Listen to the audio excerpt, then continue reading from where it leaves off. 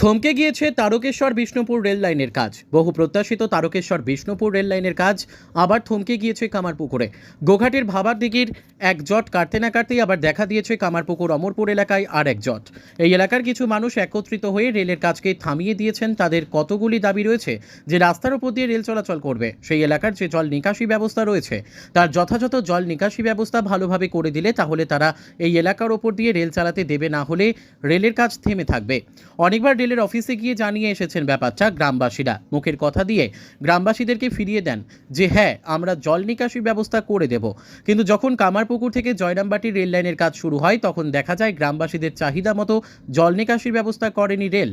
কতগুলো কালভার দিয়ে জল নিকাশি ব্যবস্থা করেছে, যেটা দিয়ে জল নিকাশি সম্ভব নয় বলে দাবি জানান গ্রামবাসীরা। ওনাদের স্পষ্টত দাবি আন্ডারপাসের ব্যবস্থা করতে হবে। মান্নাপাড়া থেকে হলদির মোড় পর্যন্ত ফ্লাইওভার বা ওভারপুলের ওপর দিয়ে রেল চালাতে হবে, যাতে এই গ্রামে বর্ষার সময় এমনিতেই জলে ডুবে থাকে। যদি রেলের রাস্তা এতটা উঁচু করে করা হয় তাহলে বর্ষার জল নিকাশিতে বাধাপ্রাপ্ত হয়ে গোটা গ্রাম ভেসে যাবে। তাই তাদের রেল লাইনের কাজে বাধা দেব না। যতদিন না এই দাবি মানা হচ্ছে ততদিন রেল লাইনের কাজ থেমে থাকবে। আমরাও চাই রেল চলুক, আমাদেরও স্বপ্নের রেলপথ তারকেশ্বর বিষ্ণুপুর লাইন জুড়ে যাক, কিন্তু যেটা যথাযথ নিয়ম মেনে কাজটা করতে হবে। এই দাবি তুলেছেন অমরপুর এলাকার গ্রামবাসীরা। আপনারা বলুন, আপনারা তো সাংবাদিক, আপনারা বলবেন যে এটা কি কাজ হচ্ছে, এটাতে প্রতিবাদ হবে কিনা। আমাদের প্রয়োজনে তো এটা হচ্ছে। এখন কি চাইছেন আপনারা? আমরা কিছু চাইছি না, আমাদের কথাটা শুনুন। এটা তো আমাদের দাবিটা কি? না না, এই যে আন্ডারপাসটা হচ্ছে এটা মানুষের প্রয়োজনে তো, নাকি রেলের প্রয়োজনে কাজটা হচ্ছে? রেলের প্রয়োজনে হচ্ছে না, এটা মানুষের প্রয়োজনে, লোকাল মানুষের প্রয়োজনে। তারা ফসল নিয়ে যাবে, নিয়ে আসবে, তারা নিজেরা পারাপার করবে এবং জল বেরিয়ে যাবে। এইটা 6 ফুট 8 ফুট নিচে গ্রাউন্ড লেভেল থেকে। এইটা কি কোনোভাবে মানুষ নামা এবং উঠা সম্ভব? মাথায় বোঝা নিয়ে বা গরু গাড়ি ট্রাক্টর যখন পেরোবে, এটা কি পেরোনো সম্ভব? আপনাদের মূলত দাবিটা কি এটাই ছিল যে আমাদের মূল দাবি হচ্ছে, আমাদের গ্রাম হচ্ছে নদী কেন্দ্রিক গ্রাম। আমাদের দক্ষিণ দিকে হচ্ছে আমোদর নদ পেরিয়ে গেছে। এইখান থেকে আমাদের যে জলগুলো আসে, এই যে নালাগুলো আছে, প্রত্যেকটা নকশাতে অ্যারো দেওয়া রয়েছে এবং এটা দেশ নালা, বড় নালা রয়েছে, সেই নালার সঙ্গে সমস্ত নালা কানেক্টেড। এই জলগুলো আসে খাটুল, খাদিকি, আরো উপর থেকে বিষ্ণুপুরের যে ক্যানেল রয়েছে সেই ক্যানেলের জল আমাদের এদিকে আসে, প্লাস নদীর জল।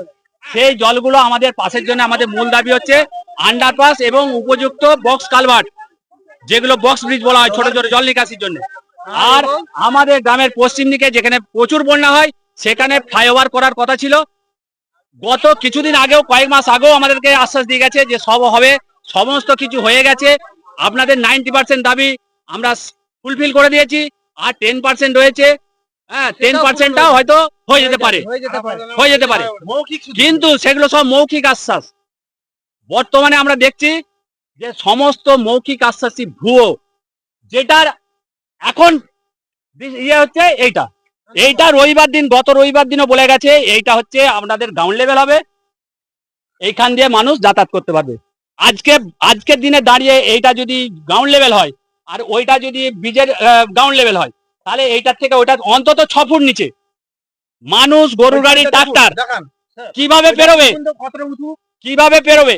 এবং যে জল, নালার জলগুলো আসবে, সেই নালার জলগুলো থেকে দিঘি তৈরি হবে, মাছ চাষ হবে, চাষিদের সাঁতার কেটে পেরোতে হবে।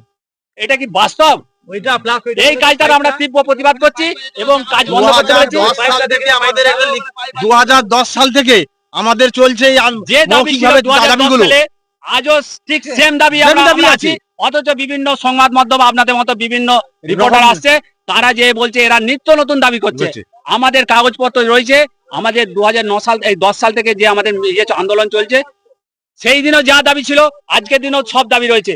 এবং এটা panchayat, BDO, SDO, DM, DRM, GM, রেলের, তখন মুকুলদাই হচ্ছে রেলমন্ত্রী ছিলেন, ওনার অফিসে বসে কাগজপত্র জমা দেওয়া আছে। সেই দিনও যা কাগজ জমা দেওয়া আছে, সেই দিনও যা দাবি আছে, আজকের দিনও ঠিক সেম দাবি আছে। কিন্তু রেল যদি ভাবে যে এরকম করে মানুষকে ঠকিয়ে কাজ করে রেল নিয়ে যাবে, তাহলে তারা কোনোদিনই পারবে না। দীর্ঘ 15 বছর ধরে দাবিটা চালিয়ে আসছি। 2010 সালে প্রথম, আজ 25 সাল পর্যন্ত আমরা একই দাবি যে গ্রামটাকে বাঁচান, বক্স কালভার্ট আর ওভারব্রিজ, মানে মান্নাবাদা থেকে হলদির ব্রিজ পেরিয়ে ওখানে ওভারব্রিজ করতে হবে। কারণ আপনারা হয়তো জানবেন এই গ্রামেরই উত্তর প্রান্তে যে রাস্তা রয়েছে, রোড, কামারপুর জারামবাটি এই গেল বন্যাতে 5-7 দিন বন্ধ ছিল, রাস্তা বন্ধ ছিল।